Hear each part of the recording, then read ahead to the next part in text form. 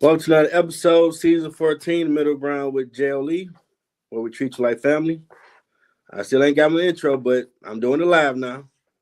Y'all know about it now. Until I get it back up, we're gonna do it real life. I do got a little bit of singing skill. Here we go.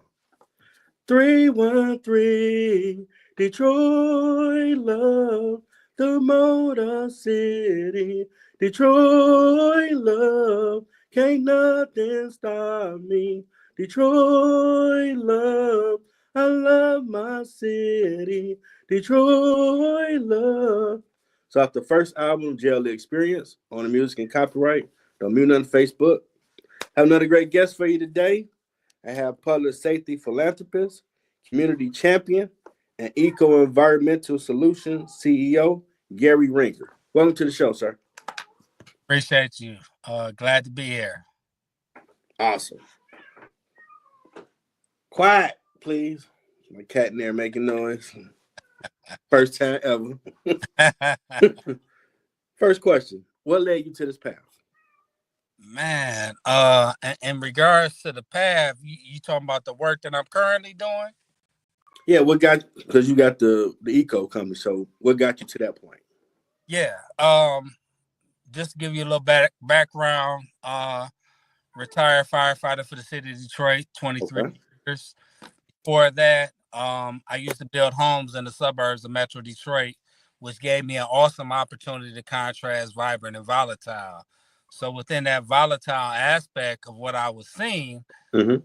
I was on that side of the street. That was the community that, wasn't and so when we talking about early 90s, there Oh, was yeah. there wasn't a whole lot of building going on in the city of Detroit. So Nope.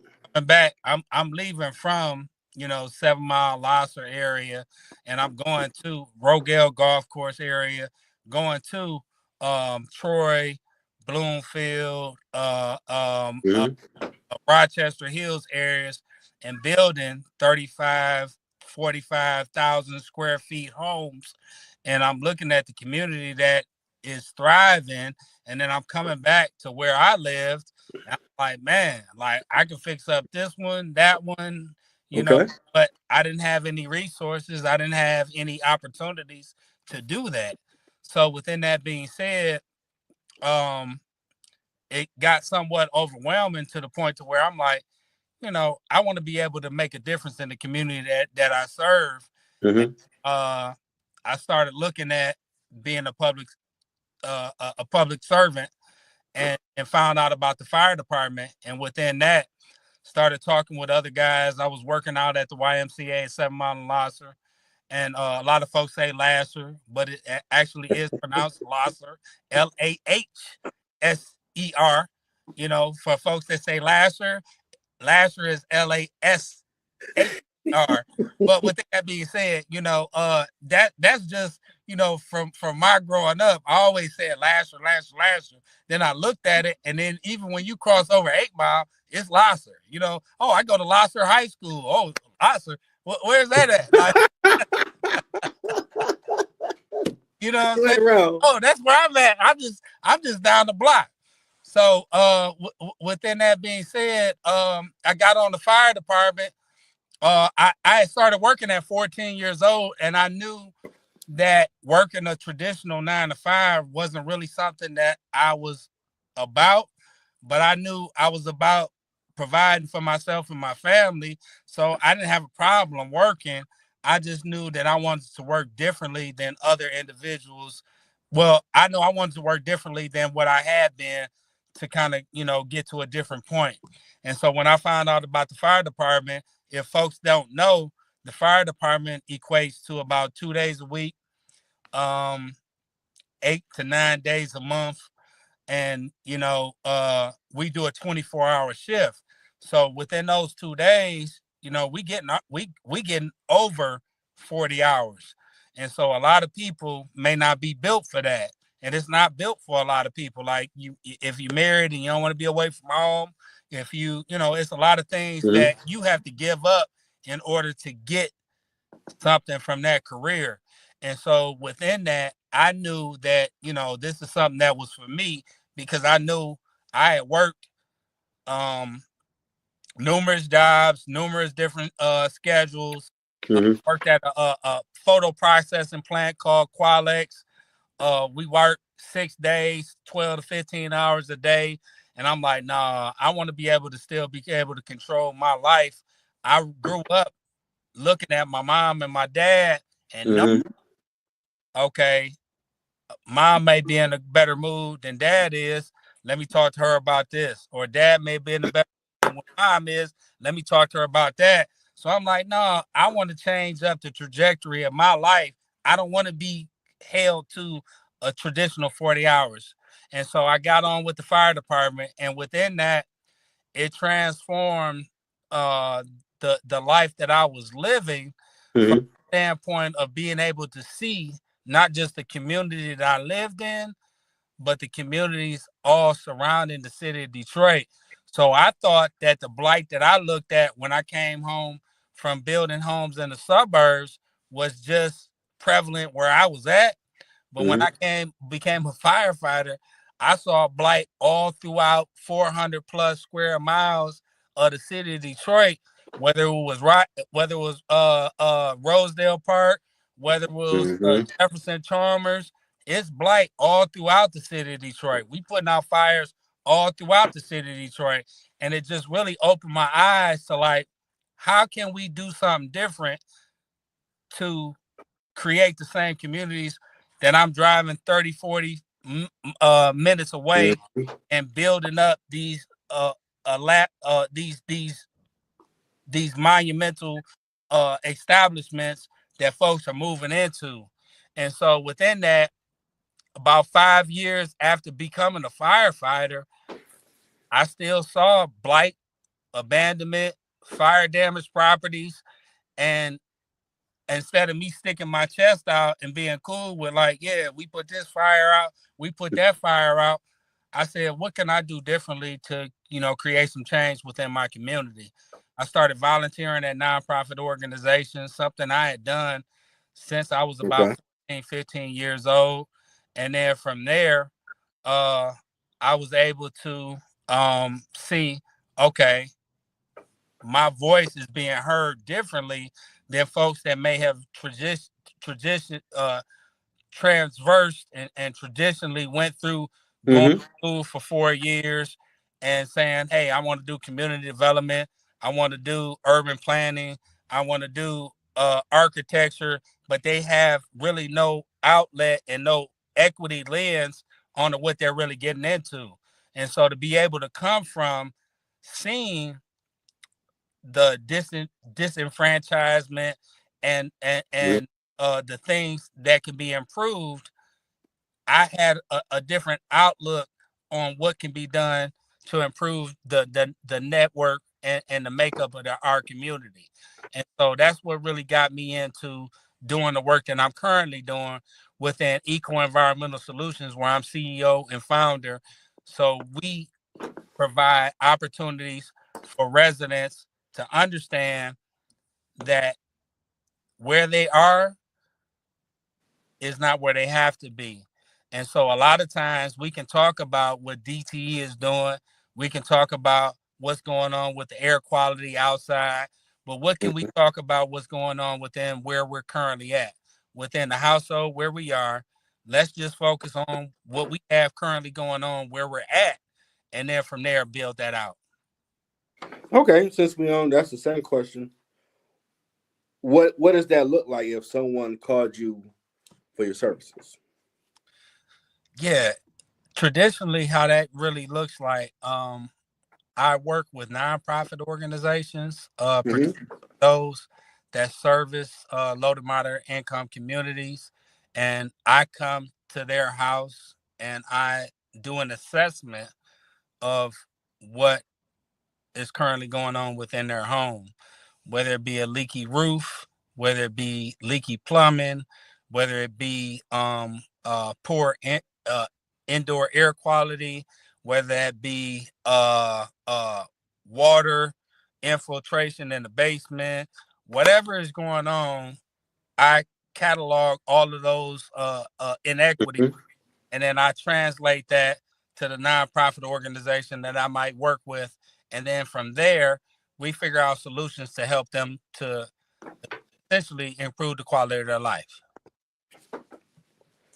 That's pretty dope. Yeah, it really is. From the perspective of putting out fires and then riding past those same fires 5 years, 10 years later, and those same houses are still standing, or they may even been demolished. And from there, okay, yeah, it's demolished, but a lot of times, you got people that living on the left side and the right side Mm-hmm. of this building for years that's waiting for something to happen. I get immediate impact from the work that I do, and I really am gratified within being able to say, "Hey, I supported that work." Okay. And my cousin Derek say this is fire. Appreciate you watching, cuz. Now, I saw on your LinkedIn, public safety philanthropist. What does that look like? Yeah, that you asking me that. From a public safety perspective, anything and everything that I've done has come from protecting and serving the community. Okay. From the philanthropy side, you can't do any of this work on a higher scale unless you have support. And I've been blessed to be able to have philanthropic support for the work that I've done. I was funded by the Robert Wood Johnson Foundation in Okay. 2018, 2019. Robert Wood Johnson Foundation is the largest healthcare philanthropy in the country, about a $43 billion philanthropy endowment. And within that, I was able to see folks that were doing this work all across the country in regards to supporting low to moderate income residents and improving their and enhancing their quality of life from where they're at. Not trying to talk about what they could do or what they Mm-hmm. should do, but where they are and helping them improve their quality of their life. And so when I say public safety philanthropist, it's not just philanthropy from the perspective of public safety, but also the public at large, Mm-hmm. so that the work that you need to be done, that I'm coming to the forefront to make sure that that work is done. Okay. We have Asia Chain saying yes, you do. Appreciate the comment. And you being a firefighter, you're real like a superhero, man. I'm actually retired, but within that, once again, like I said, uh, it can be easy to stick your chest out and and be cool with putting the fire out, putting what we call the wet stuff on the red stuff. Mm-hmm. But the reality of it is, it's still remnants of that still Mm-hmm. lie within that community. So within that, how can we make sure that we're supporting not just the need that is prevalent when we're there, but after After we fact. leave? Yeah. How are we making sure that their needs are being met? Not just say, hey, yeah, hey, call Red Cross. And a lot of times you hear people, oh yeah, Red Cross is here. But Red Cross supports most residents for 2 to 3 days. They may put you up in a hotel, they may give you Mm-hmm. food, but after that, what's going on from there? So Yeah. we seen just recently it was a apartment explosion over off 1300 block of, I can't even remember the street, Littlefield. off Littlefield. That alert. Absolutely. I remember that alert came So across. so when they say that Red Cross was there, okay, Red Cross was there, but it's been about a week since that incident occurred. Mm-hmm. So what's going on with those residents? Because they actually tore down that whole apartment complex. Ooh. And most people don't realize, once again, like I first stated, within the work that I've done, I would put out fires and I would ride past those same buildings 5, 10 years later, and they're still standing. So Mm. tearing down the building, it may seem drastic to a lot of individuals, but the reality of it is that's what needs to happen in order for something else to occur Yeah. going forward. And it definitely was drastic. But if you were in Rochester or if you were in Farmington Hills, That's What they gonna do? standard practice. Yeah, because Standard practice. you don't want no criminals or nothing taking over that spot and making the neighborhood worse. So if you ain't gonna do something with it ASAP, you gotta tear it down. And you don't want to ride past that for 10, 15, 20 years. So shout out to my man Donald Thomas, who is our current fire marshal. In the past, once again, that when I came onto the job, that was standard practice. You would see houses that were leaning, how folks that were living with houses that were fire damaged for 20, 30 years. And that's that's that's something that won't happen in a different community. We have to set Mm-hmm. the standard higher than what it has been in the past, and to see that that transition is starting to happen is something that I'm glad that that has transitioned. Yeah, I graduated in '96, and I remember you would walk through neighborhoods, and if it was a fire, they put it out. The house was still there, even though it like could be knocked down, but it was still sitting there, eyesore. Unfortunately. Now, with your expertise, what would cause the explosion? Most likely it was due to a gas leak, Okay. uh, and then even within a gas leak, a lot of people don't realize, like, when you're going to smell natural gas due to the fact there has been an addition an additive added to natural gas, Mm-hmm. gives it a smell of almost rotten eggs.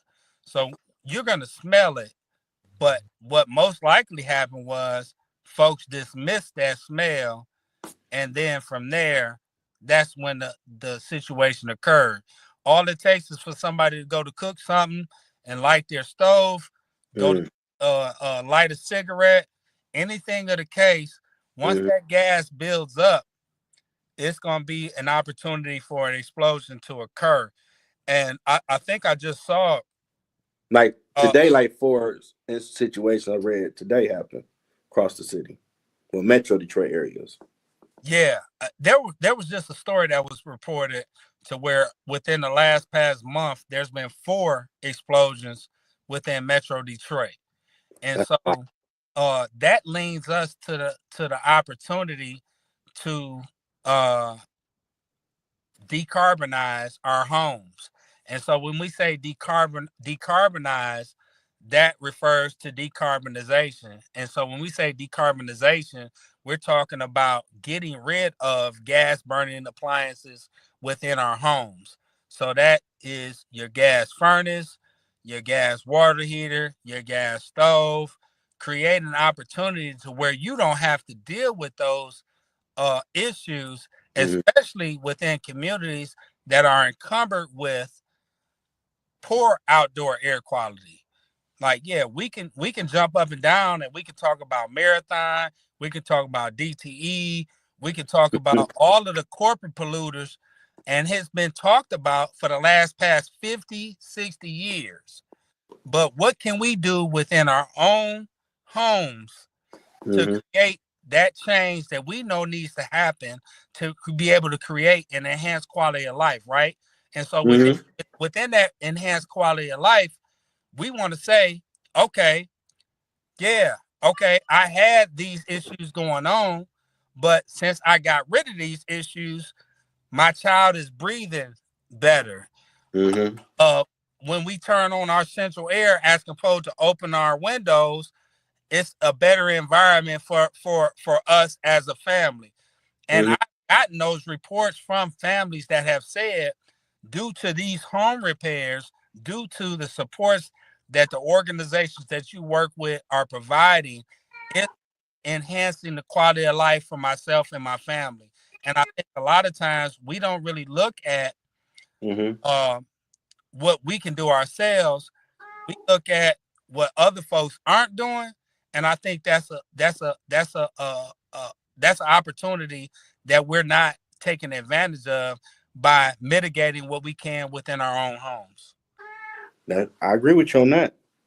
Now, how did Michigan political leadership program prepare you for now? Man, I would say it actually positioned me to understand. the meeting of bipartisanship. Yeah. And I appreciate you from an educator, an author, a musician, and a journalist, and a businessman yourself. I appreciate that laugh because I've always looked at my life through the lens of being a Democrat, right? Mm-hmm. But nothing gets passed without bipartisan support. Absolutely. Period. So, like the trifecta in Michigan just happened. That just happened. 30 something years. There's never been a trifecta where we held the governorship, the Senate, and the House. Never Yeah. happened. And I will tell you, honestly, unequivocally, my quality of life and the work that I do within philanthropy and within Mm-hmm. supporting low income, moderate income residents and the organization I work with Mm-hmm. had tremendously been pushed to the forefront within this trifecta Nice. opportunity that we just recently had. But once again, that took 30 plus 40 years in order for that to happen. So Yeah. the political leadership program gave me an opportunity to actually chop it up with Republicans. And so within that opportunity, I want to say it's like 10 months, 8 months. Michigan Political Leadership Program is one of the only bipartisan leadership programs across the country that has been going strong for 20 plus, almost 30 years, if not longer than that, to where you essentially have no choice but to chop it up. And so when I say, hey, Dr. Jeffrey, when I say no choice, like they make you room with the opposite part. They Nice. ask, like, what are you? I'm like, oh, I'm a Democrat. Oh yeah, well, you're gonna be rooming with my man. And every time you had to room with somebody that was a different political ideology than yourself. And so within that, I had the opportunity to look at and talk with people that were younger than me, that were older than me, that still held some of the same values that I Mm-hmm. had at the forefront. And even still, once again, like I still never really understood that, like, yeah, I'm a Democrat, I'm a Democrat, I'm a Democrat, but that still doesn't get the legislation to the to the finish line. Yep. You still have to have bipartisan support. And when I say bipartisan means Republican and Democrats have to support the legislation, the initiatives that are being pushed. Mm-hmm. And so I'm a humble guy. I never really thought that I would be involved with politics or want to be associated with, you know, shucking and jiving and shaking hands and how you doing.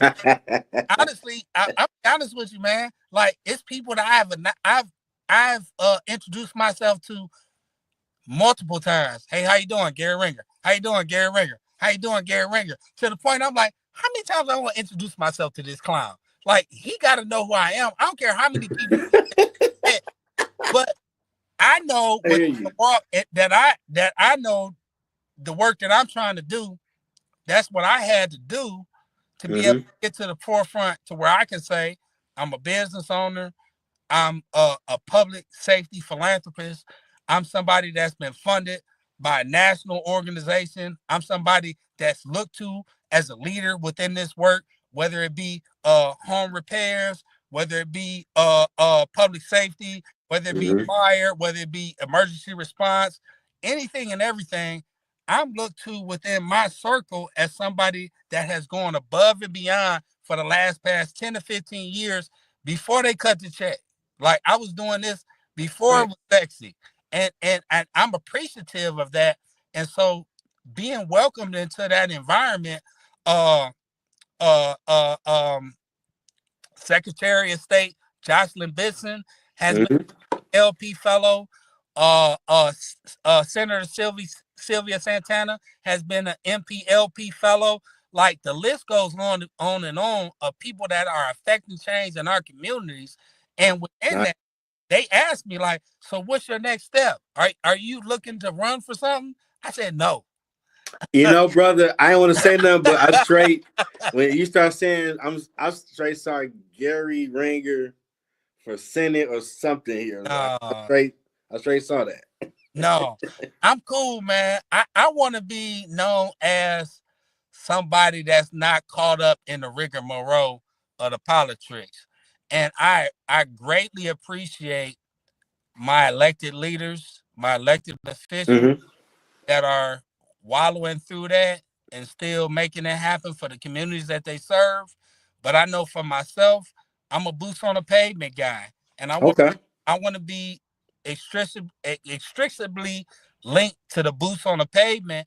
But then within that, I still want to be like, hey, I know where your position is on this issue, and Mm-hmm. I have some community folks that can support what you're trying to push forward. And I think from where I'm currently at, I think that helps to support our the folks that are doing the work that I don't think that I can do at this time. Maybe at a later date, Okay. but currently right now, I Because I keep saying it when you keep talking, brother. So I won't be shocked when that day comes. yeah, And Aisha said you did an amazing job getting your name out there. Thank you for the comment. We really appreciate you tuning in. I appreciate that. And for those that don't know, because I'm not a bragging person, but I listen to a guy when he say you need to say something. I'm more obedient now.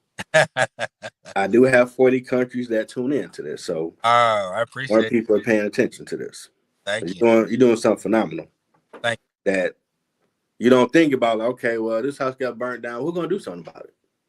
you. Yeah. I don't know. Like, okay, well, I know a guy. Yeah.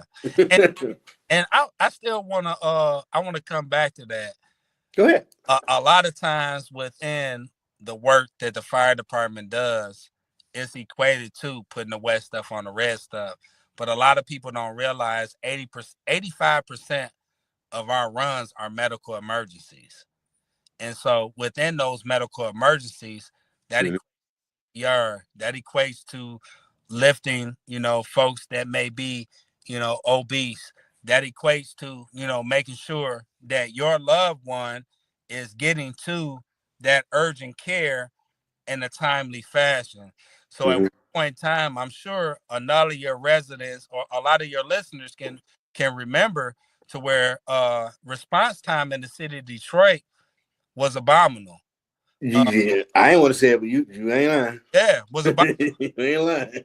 we had one of our EMS union leaders that got on the news and said Detroit Fire Department, Detroit EMS is the worst in the country, and he was right. We were bottom of the line in regards to response time. But what I will tell you now is we top of the totem pole. We gonna get Okay.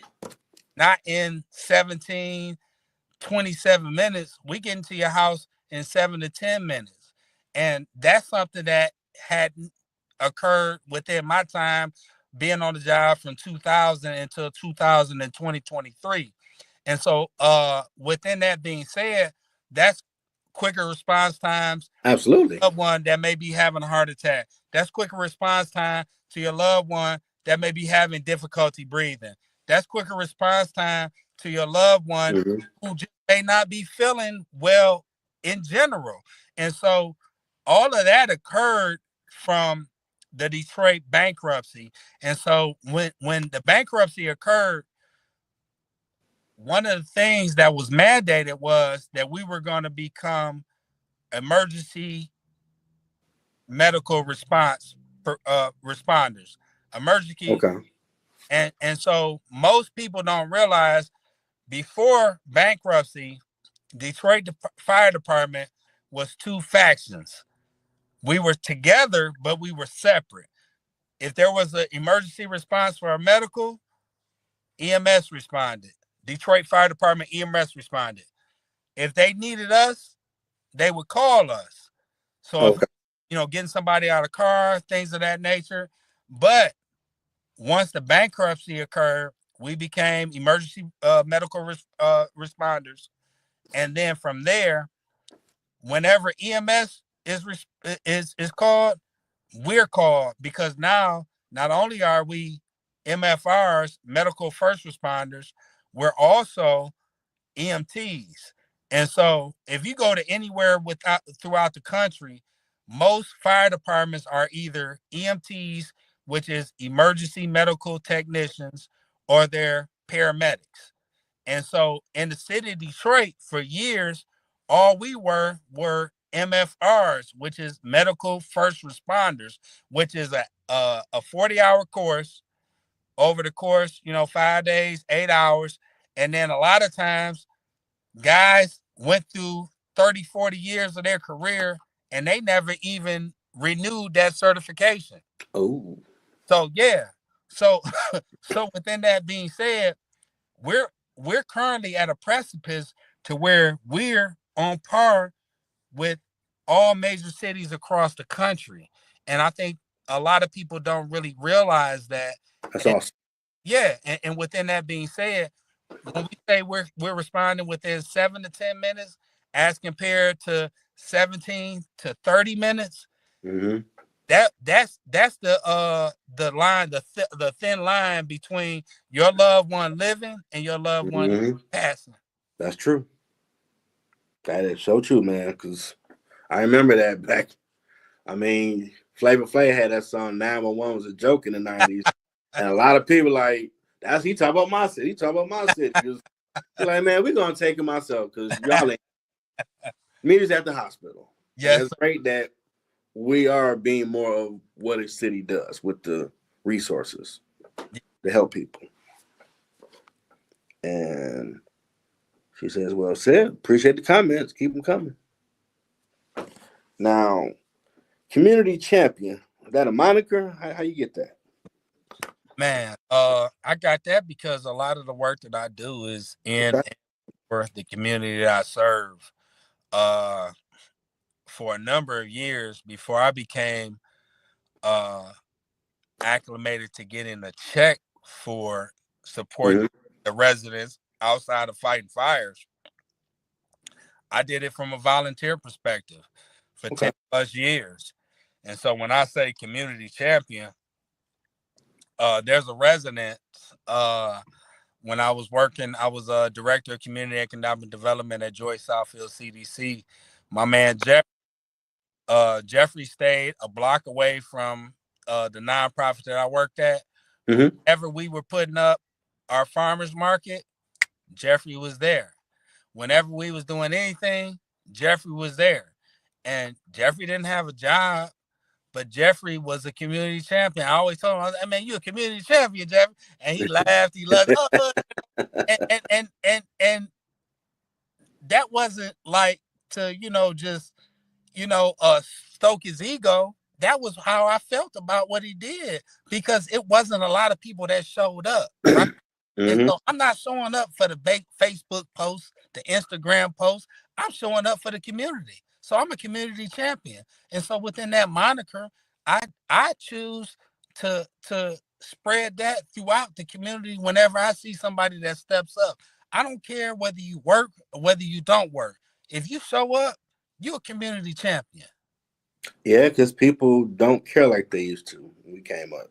We, Absolutely. we had more of a village compared to the separation over the years.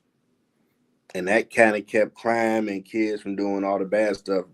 Because Miss So and So is gonna tell your mama he was with them thug kids trying to take somebody bite, and that whooping is waiting on you when you get home, and you ain't gonna do it again because Yes, you're gonna sir. go there and apologize to her for even seeing you acting up. She shouldn't have saw Hey, you already know. Hey, that.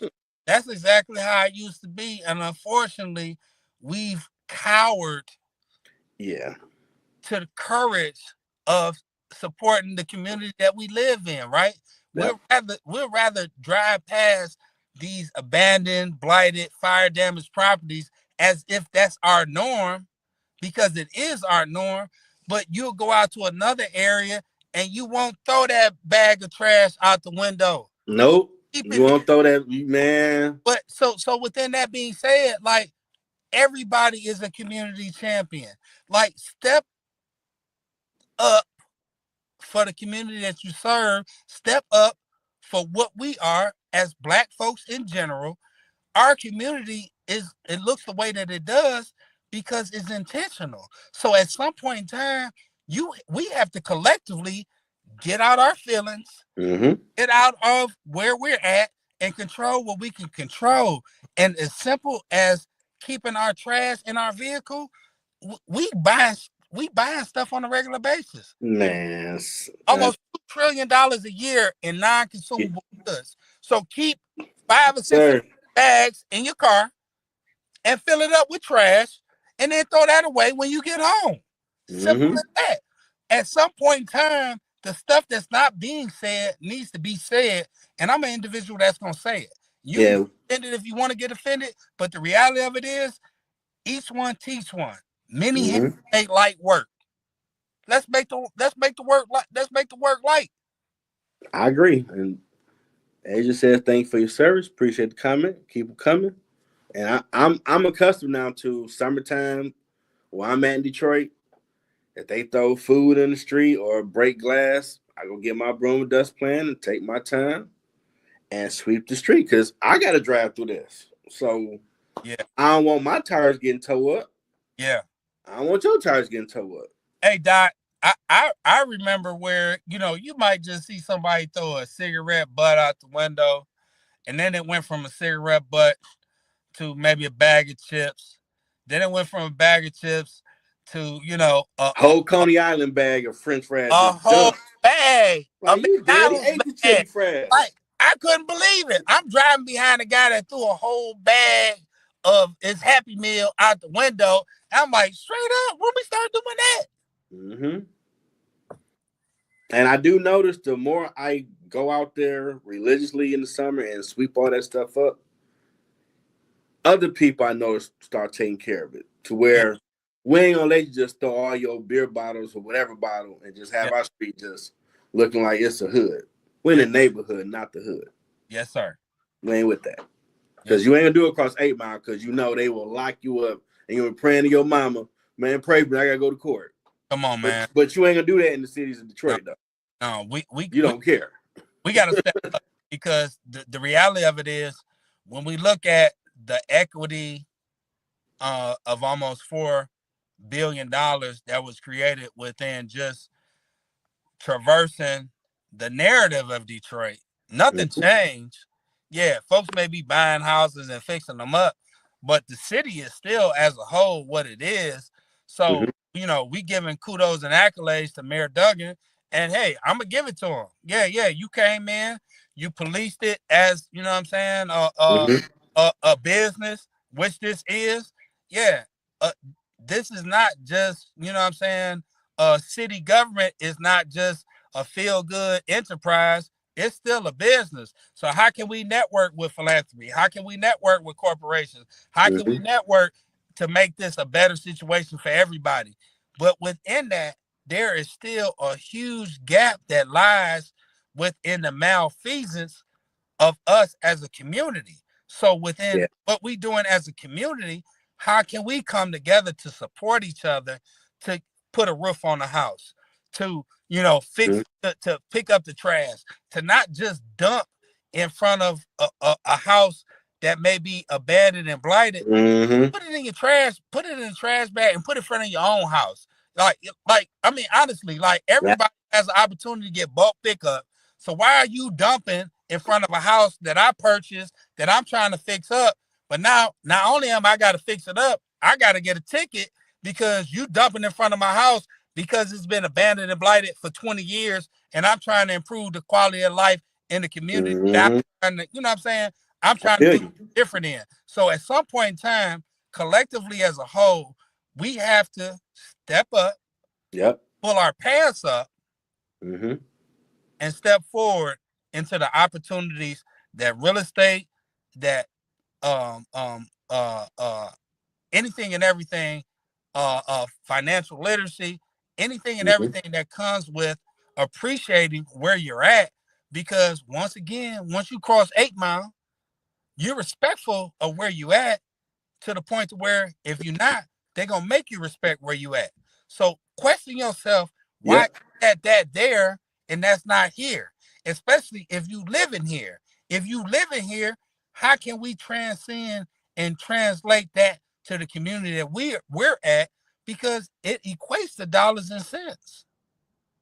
It absolutely do, because us getting the NFL draft and everybody, all the people that came saying, man, the trade is awesome. I want to come back. That was a huge thing to make all the major sports and any type of big events, like they held down the NFL draft. Yeah. Maybe we can come to Little Caesar or Ford Field or do something over here. They doing it like that. Yeah. Record numbers, Exactly. You got record, capitalized on that. no issues. Nope. Everybody showed up and showed out to be a part of the fluff. Mm-hmm. We can be a part of rebuilding our neighborhoods and our community, and it doesn't have to be no cameras there. Nope. Like if you want the Facebook fame, if you want the Instagram fluff, if you want all that, have at it. But the reality of it is, what you get from your neighbors and the neighborhood that you live in is so much more precious. I remember the first investment property that I bought. I bought through the Wayne County Land Bank, Mm-hmm. and it was off Tuxedo and like you know Livernois area or something of the sort. And I put a roof on the place. I started gutting the place, and then by the time I put a roof on it, it was people coming up to me like, "Hey man, nobody's done nothing to none of these houses over here in 20, 30 years. Thank Right. you." And then within that, it's like all we got to do is just be intentional A with little hope. trying to do, because it benefits us. It benefits our neighborhoods. When we ride through the community and you see all these swaths of overgrowth, all these vacant lots, who you think is going to rebuild that? Are you preparing yourself to rebuild this city? Are you preparing your children to rebuild this city? Are you going to sit on the forefront and watch somebody else come in and rebuild the communities that we allowed to be derelict and destroyed, Mm-hmm. and miss out on equity that can benefit your legacy for not only your family but for future generations? You're right. And with that, we had the time to promote whatever you have going on. Floor is yours. Hey, Gary Ringer. My company is Eco Environmental Solutions. We support residents in enhancing the quality of their life.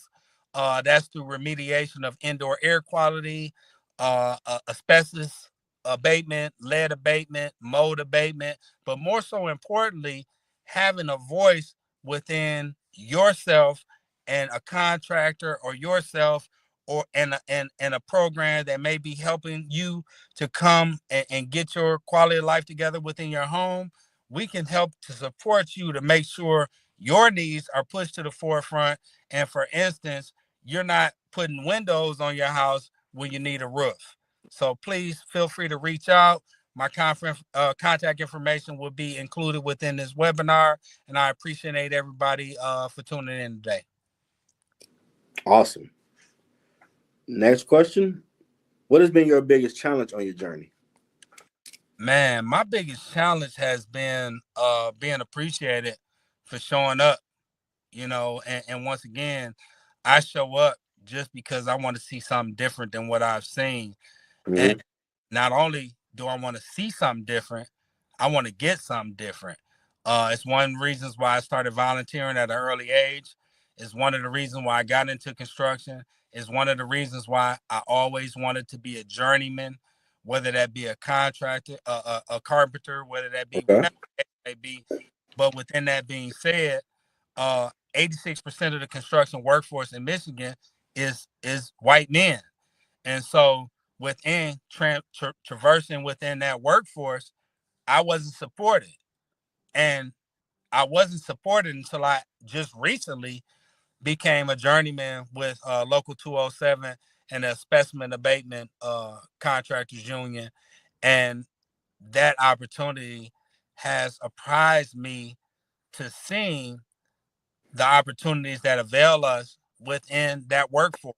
We talking about $1 trillion industry within the construction field. We talking Yeah. about trillions of dollars within real estate development. We talking about trillions of dollars within commercial development. So saying all that to say, I'm here just to be a footprint and hopefully passing this on to my kids or somebody else that's interested in, like, hey, getting it in and then putting in the work. And granted, you may not be appreciated for the work that you putting in where you at, but you learning. And within learning, hey, this guy may be, you know what I'm saying, a knucklehead. Go to somebody else.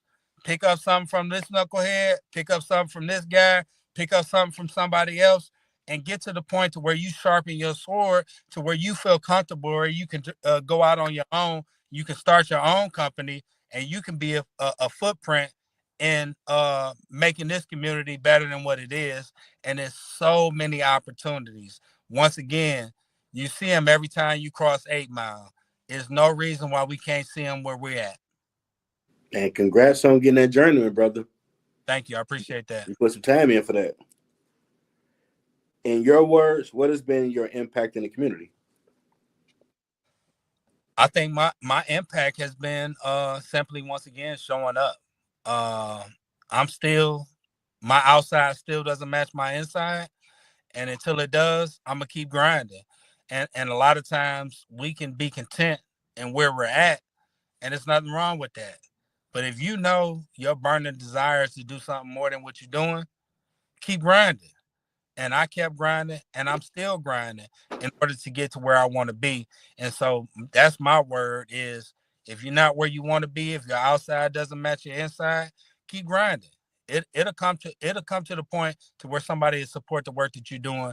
It'll come to the point to where you'll feel comfortable doing the work that you're doing without looking for the kudos and accolades, without always having to, feel like you got to post and you got to do this and you got to do that. Just work. Work. Do the work. Once you work, you're gonna get the accolades. You're gonna get what you're supposed to get. Yeah, when I rebooted this show and God told me that this your ministry, he got me. I'm gonna try and do all that. and keep doing it. I'm like, man, I ain't making no money off this. Yeah. But people are getting reached and help. Amen. And these stories are phenomenal. I had the honor to sit and listen front row to. So God know everything. So I keep doing the work because eventually I'm able to have my building, do the red carpet treatment with people, bring them out to it, and really start impacting my community. And you are, because when I reached out to you and I asked you, like, man, how did I come across your radar? And you like, hey, man, you said exactly what you just said. Like, God spoke to me. And within that, I'm a God-fearing man myself. And a lot of times people don't realize the people that are winning are people that are disciplined and are God-fearing and are moving the needle within their lives because of their family and their communities, and because what they know is going to make a difference within not only themselves, but who they're serving, right? And so, like, I'm not pushing anything on anybody, but what I am saying is, I know it's a higher being. I know, since I've made it a point to open up my Bible app. Some folks say, "Oh yeah, oh that don't count." Yeah, but hey, but I still get in my Bible too, and then I got, what I'm saying, a daily word. Like, within that being said, it may be a couple days where I don't get into it, but I know, since I've been intentional about being a God-fearing man, it's helped my walk go to a whole nother level. And so I greatly appreciate the invitation to be here today. I greatly appreciate what you're doing. I greatly appreciate regular folks getting the opportunity to have their voices heard. I greatly appreciate where you're going to go. Thank you. Thank you. Thank you. Man, through the grace of God, brother, because being laid off for the second time within these few months, like, I'm in the Job test or something. Man, I don't want to do nothing but sit in the corner, but no, that ain't your will. I know. You gotta keep doing interviews, keep going on there looking for people. Like, yeah. But I got I got my mess. Like, Yeah. yeah. You supply my needs. Yeah. Okay. You ain't gotta get sassy. I got you. Get back to the work. Get back to posting. Get back to doing it. Hey, you got it. No, You know I need some money, so you gonna make that work. You gonna cover all this. So let's keep working. Yeah. And keep grinding and keep trying to be a blessing with it, because I had like 30 countries when I checked maybe Wow. a few months ago. Okay. It blew me away. I'm like, well, I ain't checked analytics, but let me see where I'm at. 40? Wow. China, Russia, Africa, Turkey, they rocking with your boy. Yeah. Wow. Yeah. Okay, yeah. Your will, I know your will, not mine. You ain't gotta get sassy. Just keep doing it, and we're gonna keep reaching. Because I've had some people tell me they do appreciate regular people's stories that are being heard. Hands down. Because a lot of people, like, someone might want to do something in your lane, but man, I don't know nobody doing that. And I don't see no hope with it, and they're gonna come across this video like, oh, he like me. Man, I can do that. Hey, let me start trying. Let me start researching. Let me get on it. Yeah. Put in that work. Part. Put in that work. I've been working since I was 14. Like I say, my outside still doesn't match my inside. Brother, your same man. First job was a car wash. Yeah. So I understand. Yeah. Volunteered, all that good stuff. Fire department, nonprofit, emergency response. You name it, I've done it, and I'm still grinding. All I'm saying, a couple associate's degrees, still trying to put my big boy pants on, get my bachelor's. So to you gonna get that. The folks that think that the letters behind your name matter, they don't. Just grind, just work. Find out what you're passionate about. If you're passionate about it, keep putting anything and everything into it. And honestly, if you're not, like, that's cool too. If you like to just take care of your family and go to work and grind, ain't nothing wrong with that. You ain't got to be an entrepreneur. You don't have to be. No, you don't. Yeah, you don't have to be any of that. You can be whatever it is that you are. I appreciate regular folks. And so many times, like, if you get to into scrolling and into all this other stuff, you can think that you don't equate to what other people are doing. You do. We the ones that keep this whole wheel moving. The middle class, the working folks. Yep. We the ones that do it. It's nothing wrong with just being a regular folk that's taking care of your family. Step up, take care of your family, create a legacy, have a will, make sure that you being intentional within what you do, and anything and everything that you want will come to fruition. And I bring it to that Yoda game. You pretty much just said it, but what advice do you have someone trying to find a purpose? I guess what you just said. That's it. Grinding. Keep grinding. This is your first interview? I've been on a few, but I think this might be one of my best. So did I live by my tagline where we treat you like family? You felt comfortable, relaxed? Oh man, beyond that, man. And that, like I said, that's why I called you. And then when you said what you said, it wasn't what I was expecting to hear, but I was appreciative of it, and that made me feel more relaxed. And I watched a couple of the old podcasts, and same format. Same format, all about you. I wanted to make sure that I came on and I gave you where I was at and what I was doing, and I'm glad and once again appreciative of the opportunity to be able to do that. Yeah, I appreciate you sharing, because hell, someone you was encouraging me like, hey, you going through stuff, but these interviews ain't gonna interview themselves, man. People ain't gonna find themselves. Keep grinding. Keep grinding. Keep working. And that's what you got to do, because it's going to pay off at some point. I mean, God already know, like, okay, you're going to get your bachelor's by next year. From there, he's going to meet this person, that person, and he's going to be doing this big time. He already know all that. We just got to stay on track.